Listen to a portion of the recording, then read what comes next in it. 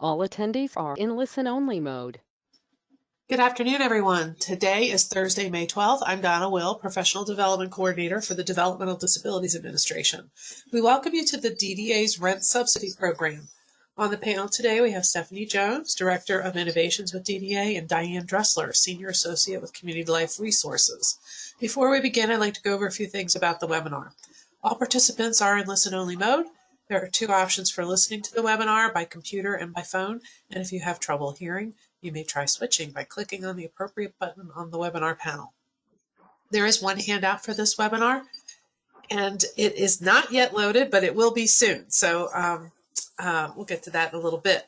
The presentation is going to be recorded, and it will be available on YouTube and the dedicated housing page on the DDA website. So now I'd like to introduce Stephanie Jones. Okay. Good afternoon, everyone. Donna, next slide, please. Give me just a second. Okay, no problem.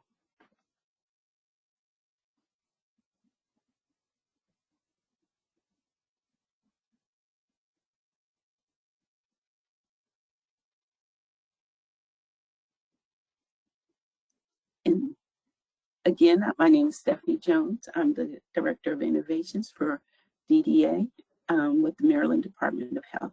Next slide, please.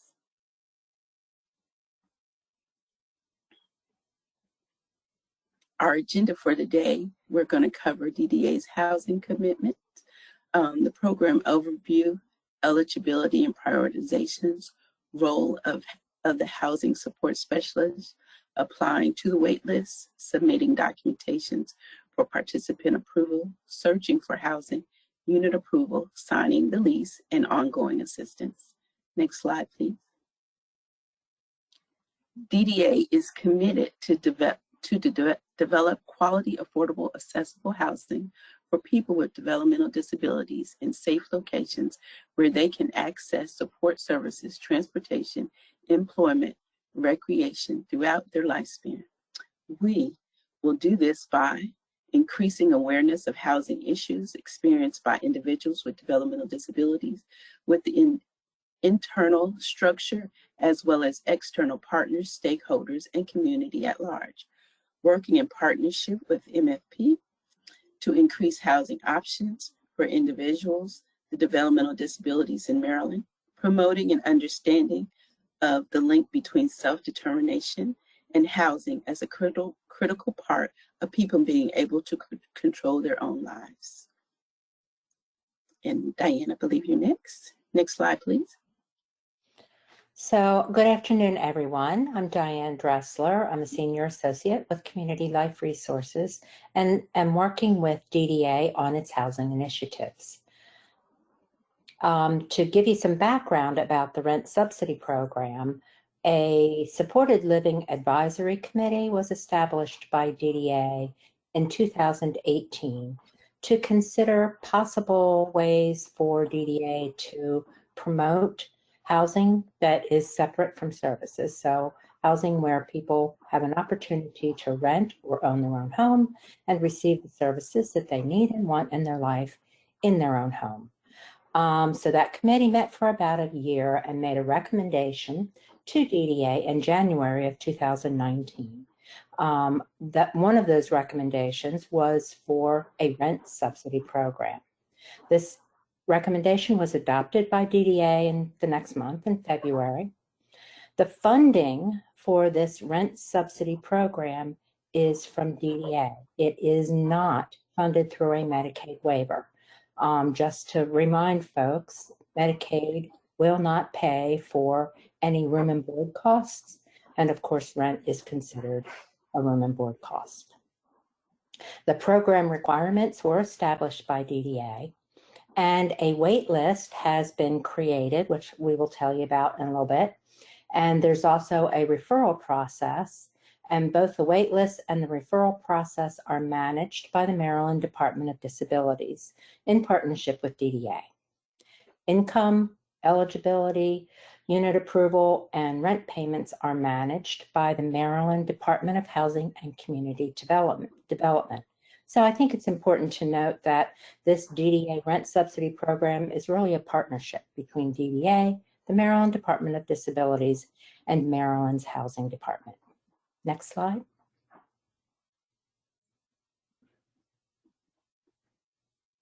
So let's talk about some rent subsidy, the DDA rent subsidy basics next.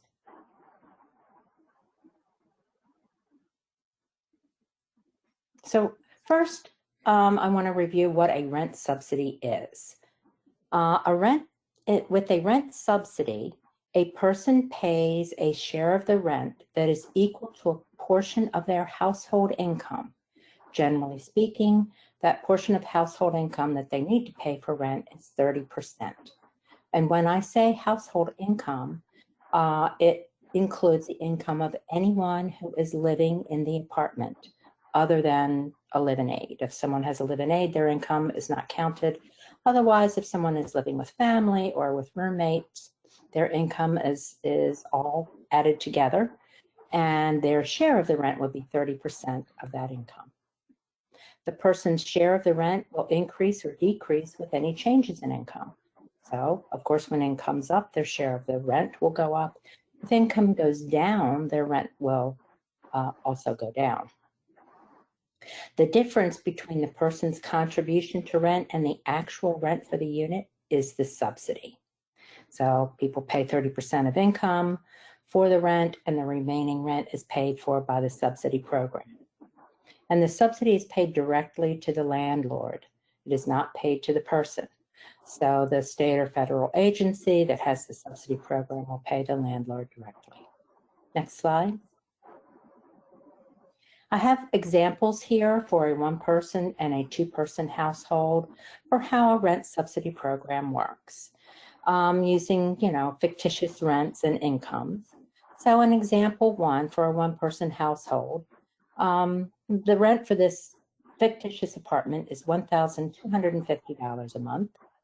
The household income for the person is $841 per month. So perhaps this person receives the full amount of SSI, and that's their sole source of income, $841.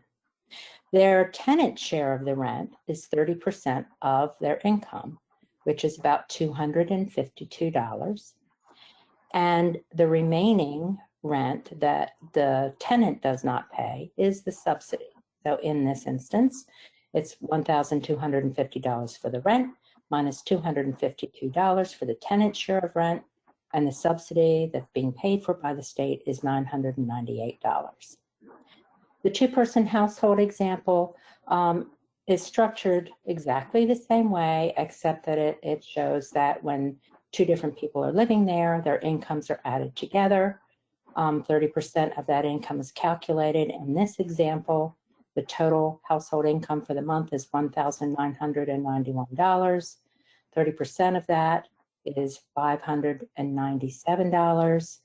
And so the apartment rent in this example, because it's a two-bedroom apartment, because two people are living there, they get a larger unit.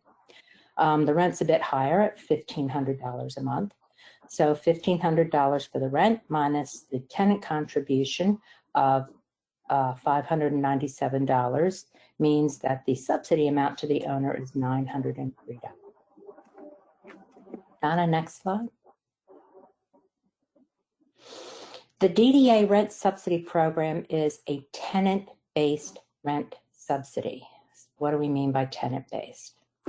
It means that the person, once they're approved for the subsidy, gets an actual piece of paper and an authorization, and they will be able to take it to search for housing. And that piece of paper will demonstrate to the landlord that they have money for rent that's available to them in addition to their own household income. With a tenant-based rent subsidy program, the assistance is portable. So if a person locates housing that meets their needs, they could rent there for a year, and if they decide they want to move, they can take their subsidy with them, shop for another place to live that meets their needs, and move there. People need to fulfill the lease term before moving, however. Next slide. So with the DDA rent subsidy program, the basics of that program are that it is tenant-based. People would be able to take that subsidy authorization and search for housing that meets their needs. They can move anywhere in Maryland. So if they choose initially to live in Anne Arundel County and after a year of living there decide that they would prefer to live in Howard County, they can take their subsidy and move there to Howard County and use the subsidy there. However, this DDA rent subsidy cannot be used outside of the state of Maryland. So people can't move to Pennsylvania or Virginia with this subsidy. People who are participating in the program can live with roommates, with other people, including a living caregiver. They may want to live with a family member or a roommate. And the total household income to be eligible for this program must be at or below 50% of the area median income. Area median income is calculated by HUD. It's available online, and it differs for each county in the state of Maryland and for Baltimore City. So that information is available online to you. Room and the waitlist system, once people are enrolled on the waitlist, their income is part of the information that is added to that waitlist, and the system will calculate the income and the area median income for the county where the person says they want to live, and will let people know whether they are eligible for the rent subsidy program in that particular county. So it's all done for folks through the waitlist system. Participants pay 30% of their household income for their rent and utilities, and the program pays the remaining rent. As I've noted earlier, the household includes the participant and any family members or roommates that may be living with them. A living caregiver is not considered a household member.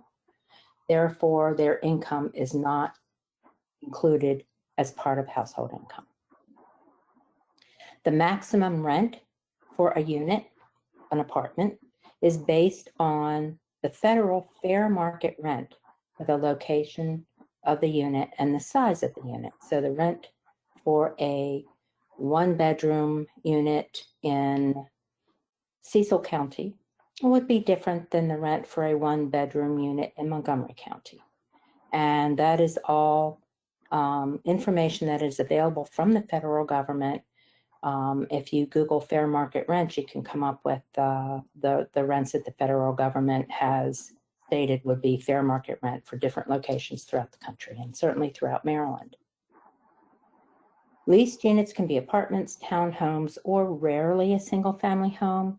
It is unusual to be able to find a single-family home that has a rent that is within the fair market rent.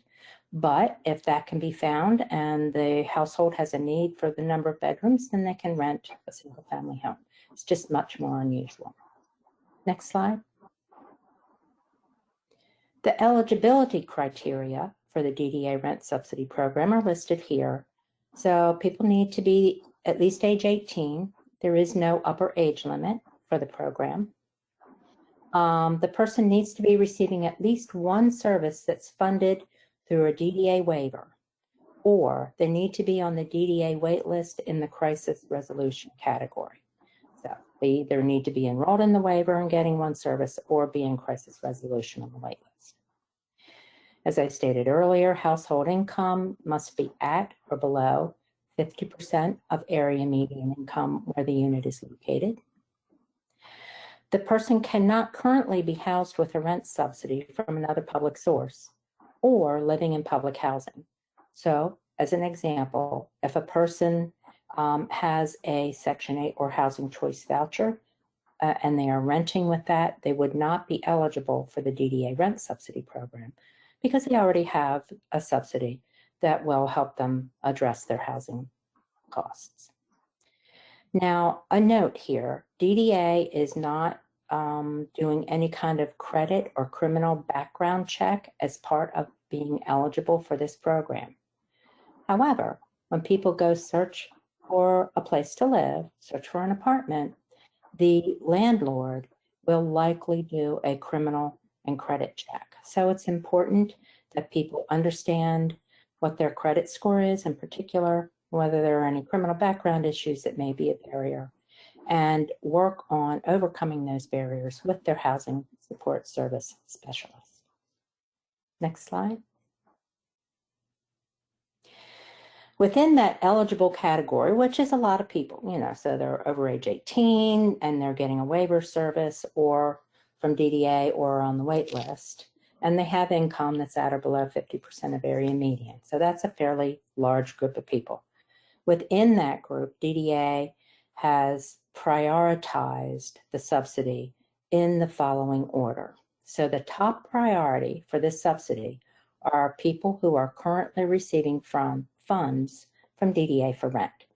There are a handful of people who have been receiving funds from DDA for rent, and those that handful of people would be first priority for this program. That's a small number. The second highest priority are people who are homeless. And letters A through F describe different sort of levels of homelessness that have been defined by HUD. The first being literally homeless. The second, people who are at risk of losing their housing within 14 days. Third, unaccompanied youth under age 25 who are living with friends or at risk of losing their shelter within the next 2 weeks. Family with youth or children who are living with friends and are not at risk of losing their housing, but this is not a permanent situation for them. People who are fleeing or attempting to flee domestic violence, and people who are living in temporary housing. So those are, perhaps a single adult who does not have children, and they're living with friends or family. They've been there for more than 60 days, but they're also not at risk of losing their shelter in 14 days. They are also considered homeless under DDA's prioritization. The third category are people who are transitioning from an institution, including a state residential center, a nursing facility, a chronic hospital or psychiatric hospital, and are looking to rent independently in the community.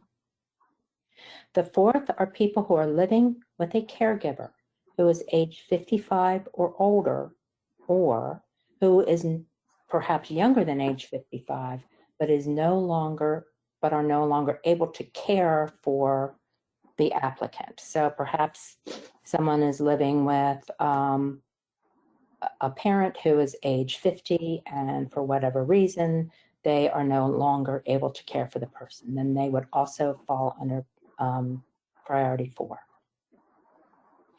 Priority number 5 are people who are transitioning from a group home, shared living, or foster care to independent renting. And 6 is people who are otherwise eligible, so generally eligible people who meet the overall eligibility criteria. Next slide. To apply to the program, a person must have a housing support specialist to add them to the wait list. In order to have a housing support specialist, people need to have a housing goal in their person-centered plan, need to identify a housing support service provider, and then once they've done those 2 steps, they have a housing goal in their plan, they've identified a housing support provider, then they can start working with that housing support provider specialist who can enroll them on the wait list for the DDA Rent Subsidy program. Now that wait list, as I mentioned earlier, is managed by the Maryland Department of Disabilities. It is hosted by a company called Social Serve. The parent company is a company called Emphasis. So if you see those terms on that wait list, that's who hosts the system. The wait list opened a few days ago. It opened on May 1st. And we have provided information to current housing support specialist providers about that. And there are people who are being enrolled on the wait list. However, the program itself has not opened. So we're allowing time for waitlist to build capacity because of the prioritization of the program. So we're allowing time for more people to get on the wait list before that wait list is sorted by priority categories and before people are offered an opportunity for a subsidy. Again, only a housing support service specialist can put someone on the wait list. This is not a wait list that's open to anyone. And as we've stated here, people do need to have a housing goal in their person-centered plan. Next slide. The role of the housing support specialist in the DDA rent subsidy program is very important because that specialist is going to assess the person's housing needs, desires, and resources. They're going to create a person-centered housing plan, which will be incorporated into the person-centered plan. They can then enroll the person on the DDA rent subsidy program waitlist and other wait lists that a person may be eligible for. So this is not the only rent subsidy program that a person might be able to apply for. They will assist people with acquiring the necessary documentation that housing providers need, which includes personal documentation and financial documentation. They will help people find a unit. Looking for a unit that has a rent that falls within the program guidelines and will meet the person's needs might take a bit of time to do. And so people who are applying for this rent subsidy program will have the assistance of that housing specialist to find a unit.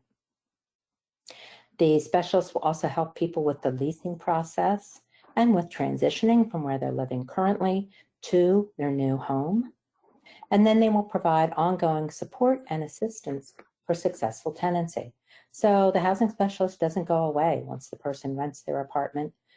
Rather, they are continuing to be involved with the person. They will check on them to make sure that their housing needs are being met and that they are doing well as a tenant. And they provide assistance should any issues arise that may impact continued tenants.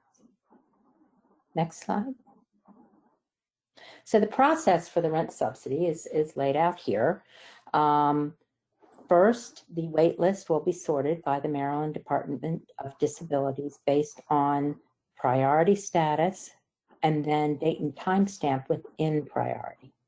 So when MDOD sorts, they will look at first at priority 1, and then they will sort priority 1 people based on the date and timestamp of their application. Next slide. Once an applicant has been identified on the wait list, the wait list manager will contact the housing support service specialist who is associated with that person's application. Part of the wait list application process will include, the contact information for that housing specialist. So the MDOD wait list manager notifies the housing specialist. The housing specialist will contact the applicant to make sure they're still interested and ready to proceed, because time may have passed and events in life change. So if a person decides they are not interested in pursuing the rent subsidy program at the moment, that's fine. They'll remain on the list in the same place where they were previously and potentially would have another opportunity down the road. Then if a person is interested in moving forward with the rent subsidy, the housing specialist will let the Department of Disabilities waitlist manager know their decision. And the waitlist manager will work with the housing specialist to submit forms and documentation that's necessary to the Maryland Department of Housing and Community Development. Next slide. The housing specialist will work with the Maryland Housing Department to submit the required financial and personal documentation. Then the housing department will verify financial eligibility. They will do what we call third-party income verification, which means that they'll check SSI or SSDI award letters. If a person is employed, they will look at pay stubs, those kinds of things, to find out what the total financial picture looks like. They will then issue a rent subsidy authorization form to the housing specialist.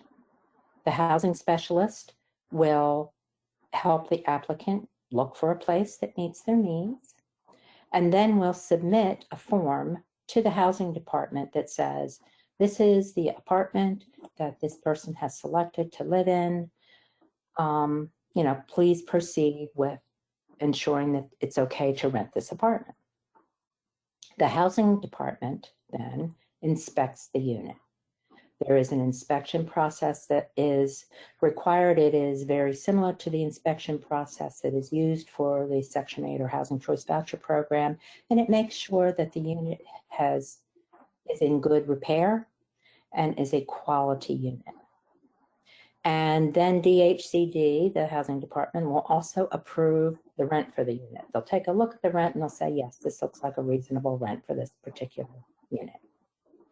Once that's all done, the unit passes inspection, and the applicant and the landlord will sign a contract for the DDA Rent Subsidy program that basically says, DDA will pay the rent for this program and this applicant will live here. And then the applicant could go ahead and sign their lease and move in. And that moving in is all done. All of these steps are done with the assistance of the housing specialist. Next slide. And as I said, the housing specialist is there to provide ongoing support. So, rent payments are ongoing from the program, and the participant will continue to receive that rent subsidy as long as they're eligible for the program. If people have an opportunity to receive a different rent subsidy, for example, if someone has an opportunity to receive a housing choice voucher, then they would be expected to use that housing choice voucher and no longer receive the DDA rent subsidy, but they will continue to have a rent subsidy. So until such time as someone gets a rent subsidy from another source, the DDA program will continue to make those rent subsidy payments. Housing support services are also ongoing, and people will continue to have support with understanding and complying with their lease requirements, maintaining good relationships with the property manager, maintenance, their neighbors, etc., making sure that their rent and utility payments are being made on time, applying for any kind of utility or other assistance that they may be eligible for to make housing and life in general more affordable, resolving any issues that may jeopardize continued tenancy. The housing support specialist will help with annual recertification. The rent subsidy programs, generally speaking, require recertification annually to make sure that the person's still eligible for the program.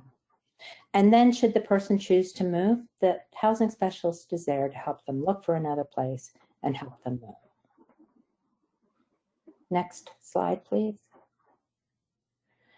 We just talked about recertification. It will be conducted by the State Housing Department. Financial information will need to be provided on an annual basis, and rent will be recalculated based on a reevaluation of the household income. If there's no change, then there's no change in the rent. Next slide. So should people decide to move out of a place that they've rented with the DDA rent subsidy program and move elsewhere, this is just a reminder that providing at least 2 months notice to the housing department, the state housing department, and to the landlord is needed. If people are moving with the rent subsidy, they need to identify a new apartment as soon as possible. And then they go through that same unit approval process. The unit needs to be inspected, etc. And then as people move out of their home, they need to make sure that it's thoroughly cleaned, that any holes that might be there from hanging pictures and whatnot are filled and patched. Completely empty the unit of all belongings. Make sure that you do a walkthrough with the property owner or manager when moving in and when moving out. Collect all the keys and return them to the landlord. And then the security deposit plus interest should be returned to the person within 45 days. Next slide, please. So that is the DDA Rent Subsidy Program overview.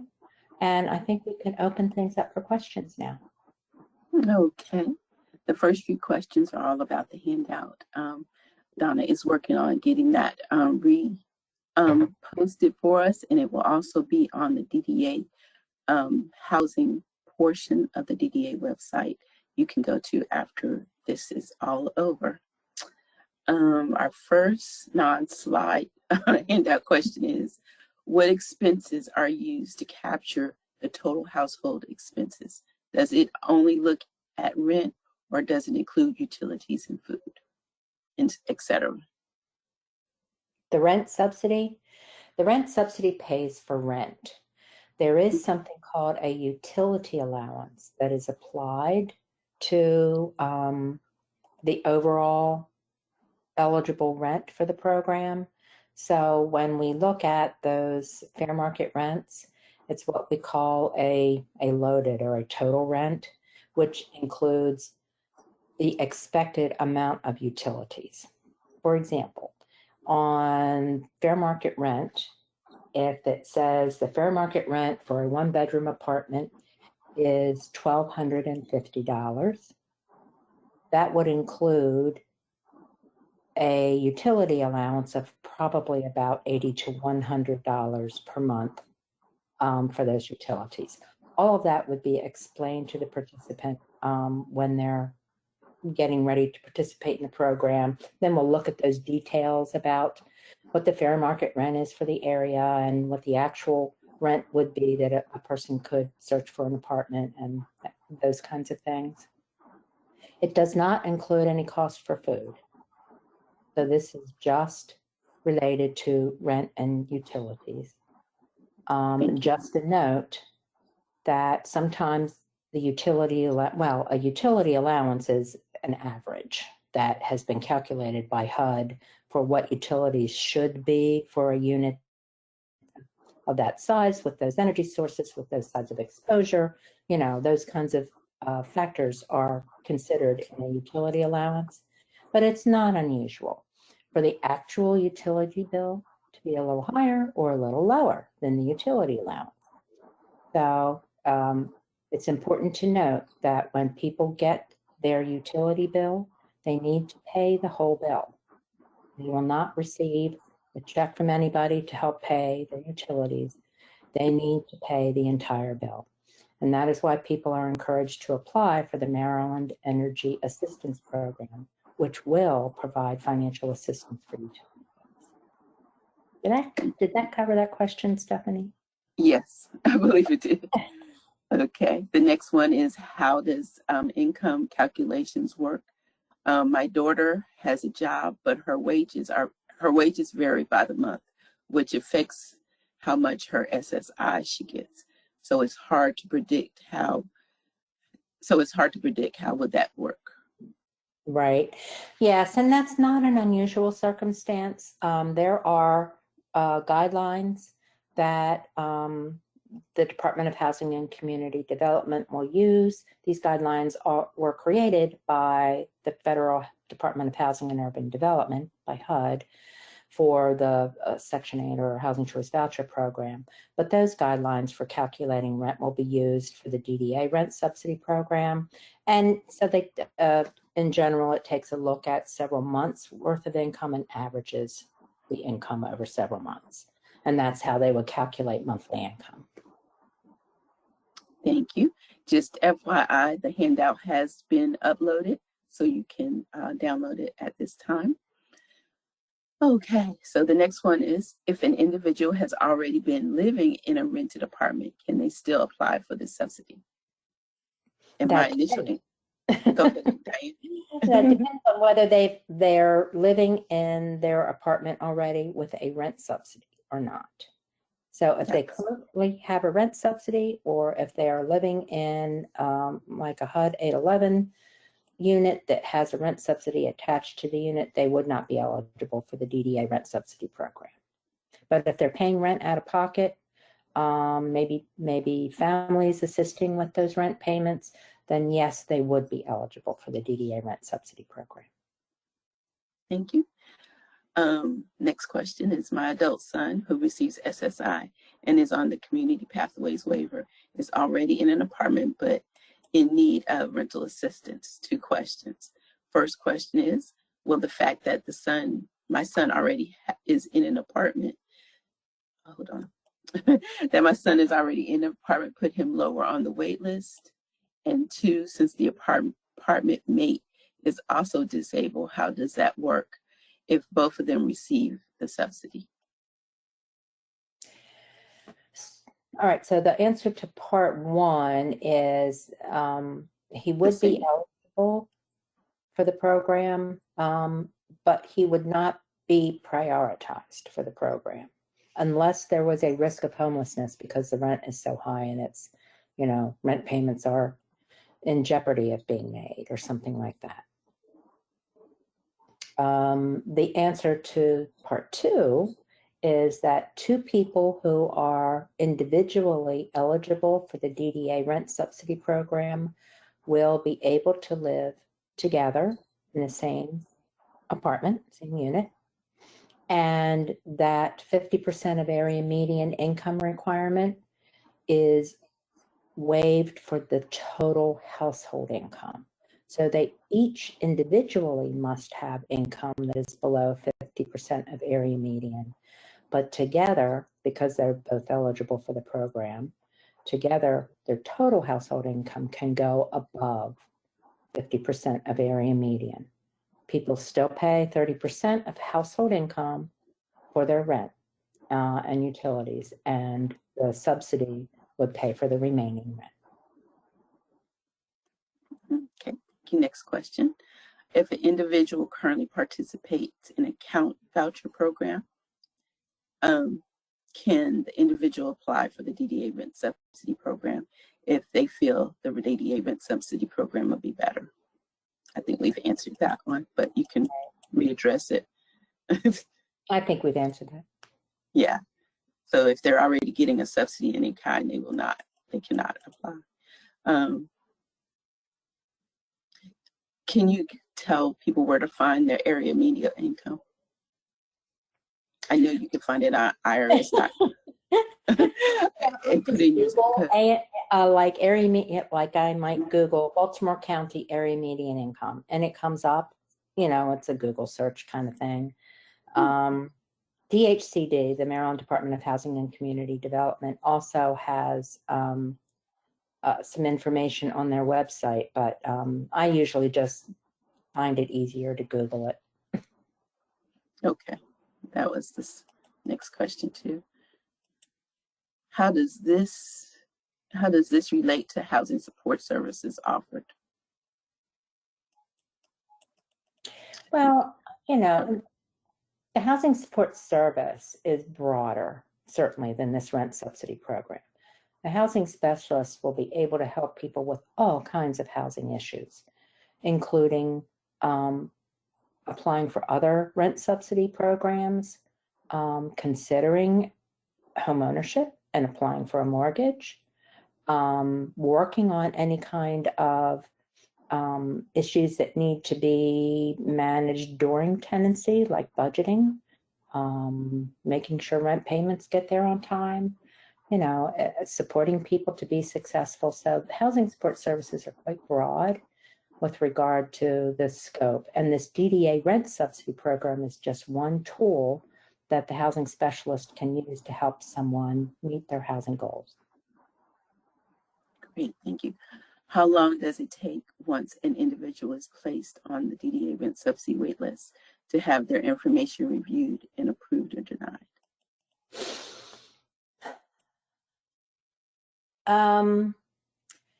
The process is that the Department of Disabilities takes a look at all of the waitlist applications, makes sure that the information is complete and makes sense, and will contact the housing specialist if they have questions. Once those questions are answered, the DDA will review the application and make sure that the person is receiving waiver services through DDA or is on the wait list in the crisis resolution category. So that all, may take a few days. And then the person would be, if everything's okay, then the person would be on the wait list in an approved status. Okay, thank you. Can a person receive supported living and rent subsidy at the same time? And I'm going to say yes, because that's one is a service and one is not. The rent subsidy is not a service.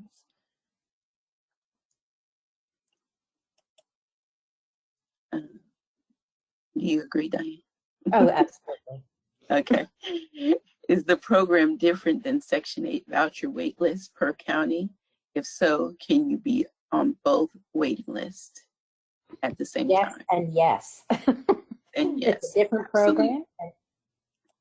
You absolutely can be on both wait lists. And in fact, we strongly encourage people to be on both wait lists. When, the voucher wait list at the county may or may not be open currently. So, but for those who live in an area where the wait list is open, please get on it. And when wait lists open, your housing specialist will know that, because we'll communicate whatever information we get statewide about that to your housing specialists, and they can help people apply to that wait list too.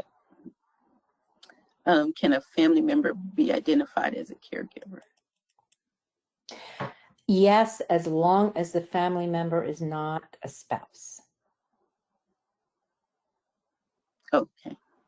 A spouse, a spouse cannot be approved as a live-in aid. Oh, okay. So does that mean that the caregiver will have to pay rent at fair market rent? So no, a living caregiver, an approved living caregiver for the program, will do a couple of things. It will enable a person to have an additional bedroom for that caregiver to have as their room.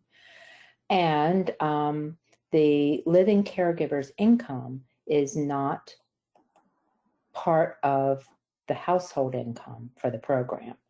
So because a living caregiver is not considered a tenant, and because a living caregiver does not have rights of tenancy, then their income is not considered in the household income when rent is calculated. It's important to note, again, that a living caregiver doesn't have rights of tenancy. So at any point in time, if the person who's participating in the rent subsidy program decides that they do not want to have that particular individual as their living caregiver anymore, the caregiver must leave. And if the person who is the participant in the program is no longer living in the unit for whatever reason, then the caregiver must leave immediately. okay. Let's try. We got a lot more questions, and we got 15 minutes left, so let's. Okay. Can an individual or a group of individuals with DDA waiver services rent from a house owned by one of the individual's families or an LLC? People can rent from a family, and the rent has to be within the fair market rent guidelines. The unit needs to be assessed by DHCD. The rent needs to be determined to be reasonable, and the house needs to pass inspection. Okay. You've answered this, but I'm going to just read it because it's worded differently. What sources of funds are included in household income? SSI, SSDI, spousal support, child support, earned income.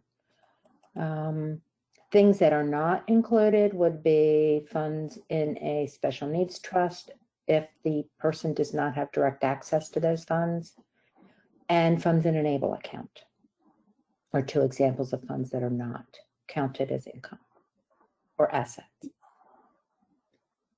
Very good.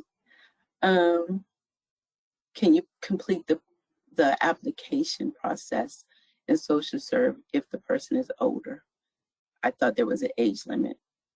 There's not an age limit for the DDA rent subsidy program. Nope, Except just for you have 18 to and be above. 18.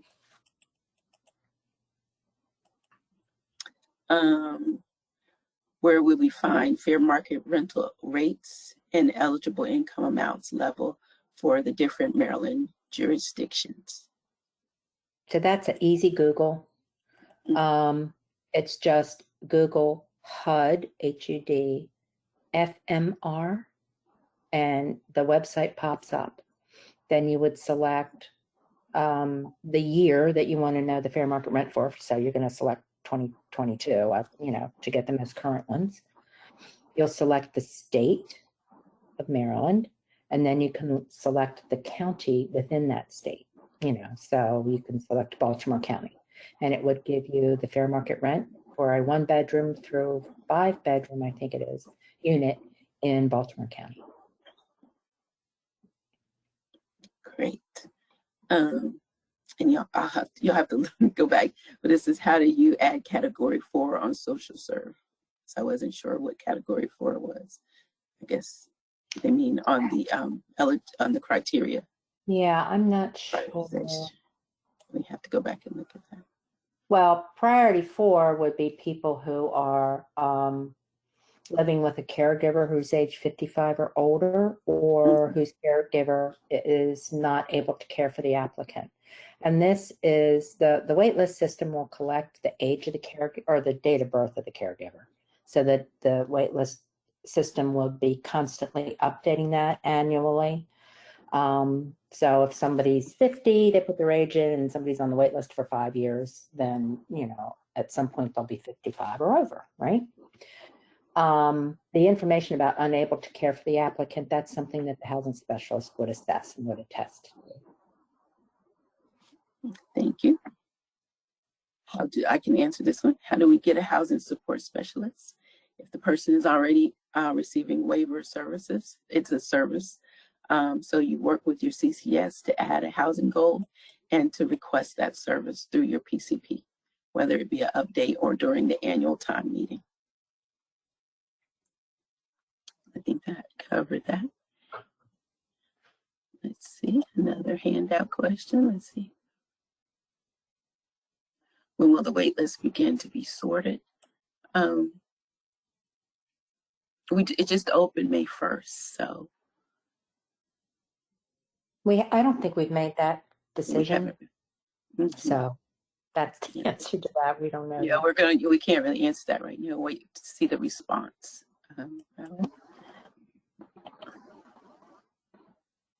Are there housing support specialists in all areas of Maryland? Yes. Yes.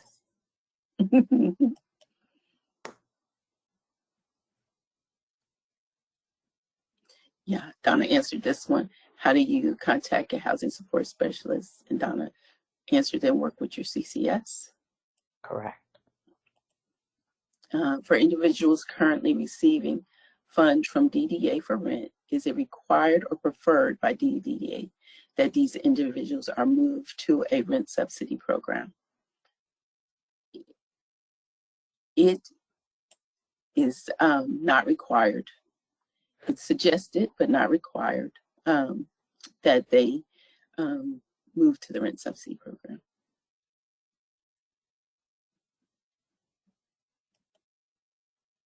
Has there been thought into, has there been thoughts on who pays the rent to hold the apartment while this process is completed? I'll take that one. Okay.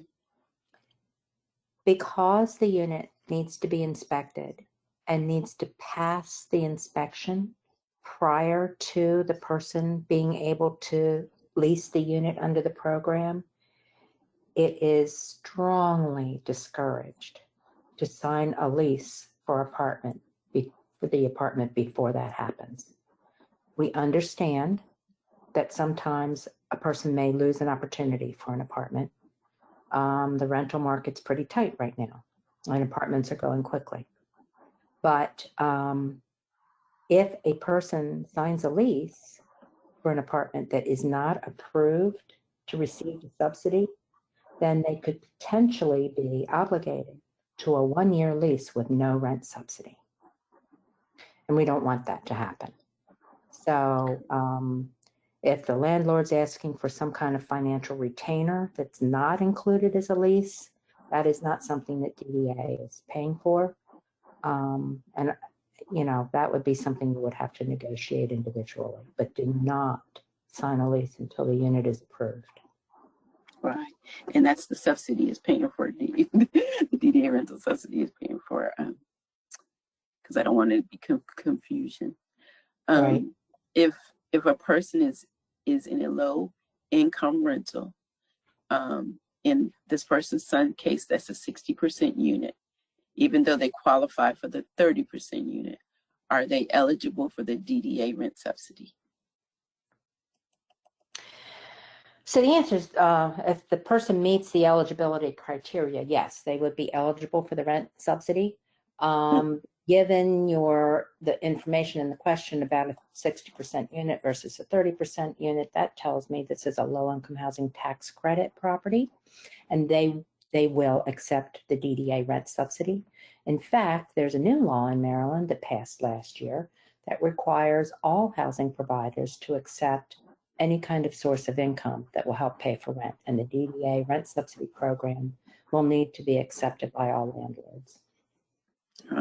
It's DHCD inspections annually, apartment inspection. I believe so. That's a good question. I'm not sure whether they're doing it annually or every other year, but they will re-inspect.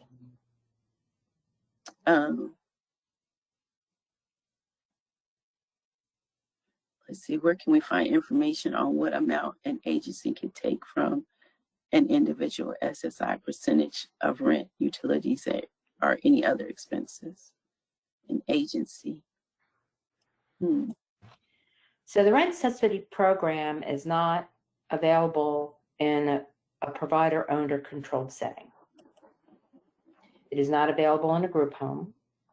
So I'm not exactly sure whether that's behind that question, that's what that question was about, but you know, just to make it clear, this is available to people who are renting on the private market and not paying rent to a service provider. Donna, can you put in the link to the housing page to the DDA website? Yeah, I'm getting ready to do that now. Thank you. Can the rental subsidy be used for a security deposit? No. What can you do? Say what now? Well, I was just suggesting that we talk about transition services. Oh, okay. Go ahead. Well, under the DDA waiver, there's a service called transition services, and that will assist people with making security deposit payments for the apartment, for utilities, if the utility company wants a security deposit. It will also help with moving costs and with acquiring some basic household goods. So including transition services in someone's housing plan, if they're planning to move to their own place, to their own apartment, would be very important. How are you addressing issues where landlords do not consider SSI as a source of income? Well, that is a fair housing violation in the state of Maryland. So if that's happening, it should be reported as a fair housing violation to the HUD field office, the local county. They usually have a fair housing office, counties do. So yeah, that's against the law. This is about housing support services that in the waiver, they are time limited.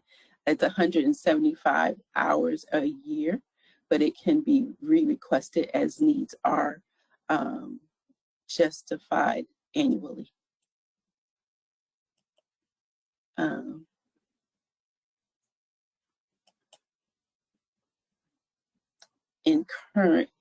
Currently in LIHTC apartments, do you know what that is, Diane? Low-income housing tax credit. Okay. Apartments, can you participate and still be on the wait list? You can be renting a low-income housing tax credit apartment without a rent subsidy and receive the DDA rent subsidy.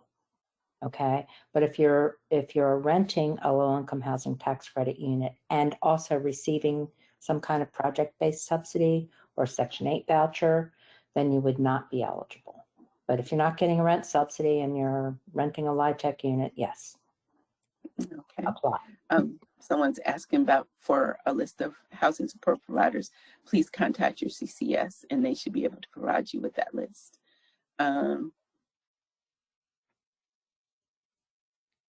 What is the trigger to have housing support specialists assigned as DDA review a client's approved plan for housing goals? Or does the client need to contact DDA to ask? You need to work with your CCS like you would do with your other services and request that service if you would like it. How does someone become a housing specialist? It's a, should I tell them to reach out to you afterwards? Yeah, I mean, matter of fact, you can reach out to your regional offices would be the better answer. Right. Reach out to your regional offices and they can work with you on becoming a provider, the process in becoming a provider. Correct. I think we've answered that. If people who are already living in apartments and want to apply, they can, as long as they're not receiving another subsidy to pay for that apartment. We've answered about how you apply for housing and get on the wait list. The handout, again, is right here for you to download, and it's also on our webpage that Donna put the link to.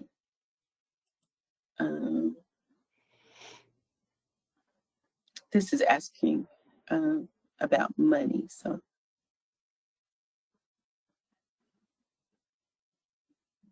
And I'm not quite sure about how many people as of yet. We are estimating approximately 50 slots for this program for the first year.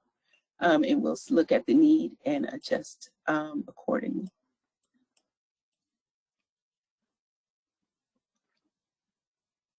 Let's see.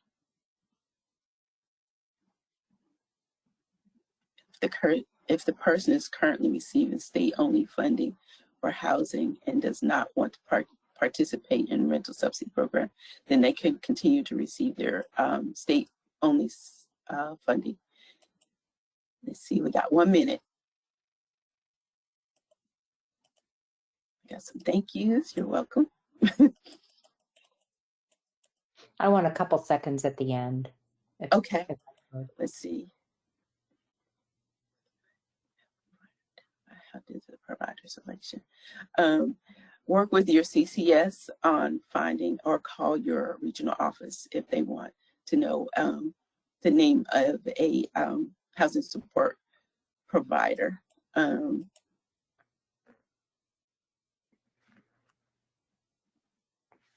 Is getting one-time assistance to pay back rent, a rent subsidy?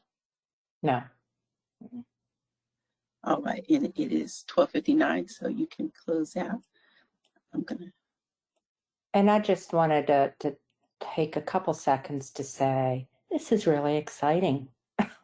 DDA has a rent subsidy program that will enable people to rent an apartment, receive services in their home, and have a housing support specialist that can help them navigate all of that.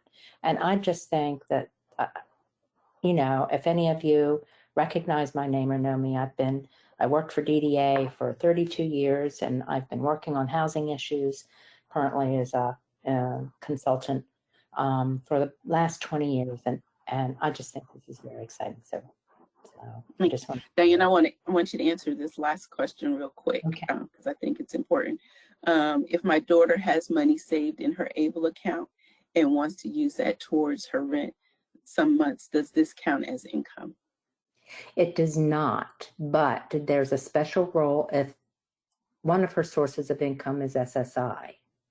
And that special role is that you can pay for housing costs with your ABLE account, but you must withdraw the money and spend it on your housing cost in the same month if you are an SSI recipient. So the example would be to pay June's rent, you would need to withdraw the money in May and pay the rent in May to be able to have enough time, to get the money transferred from one account to another, et cetera, and pay June's rent. So you're probably going to want to pay June's rent on May 31st, which everybody will be happy about. Your landlord will love you. Thank you so much. It is 1:01, and I see a couple of other questions. Self-directed people can purchase housing support services through a vendor, an authorized vendor.